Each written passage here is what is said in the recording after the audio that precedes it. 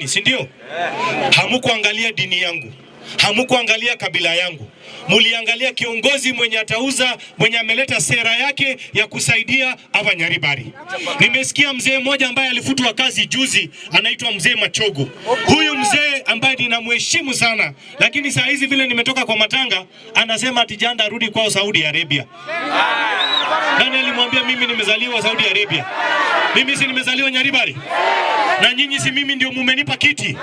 Huyo mzee ahame, apotee, arudi huko Masaba, apotee, asikuja kutupanga hapa Nyaribari Chache, ende apange huko kwake huko Nyaribari Masaba, si ndio?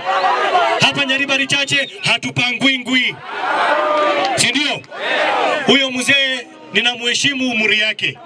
Mzee alifutwa kazi na Rais William Ruto. Tunaelewana? Mimi sikumfuta kazi, lakini yeye na mimi tunajua ni kwa nini alifutwa kazi. Tunaelewana?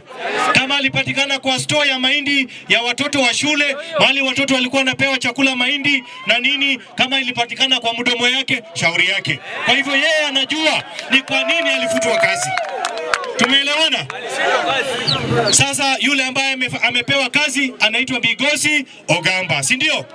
Mimi nimekubaliana na Migosi, tumesema tutaleta maendeleo katika mashule za Nyaribari Chache.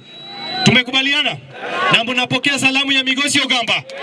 Hebu tuone salamu ya Migosi Ogamba. Kuheshimu, mimi ni kama mtoto yako mdogo.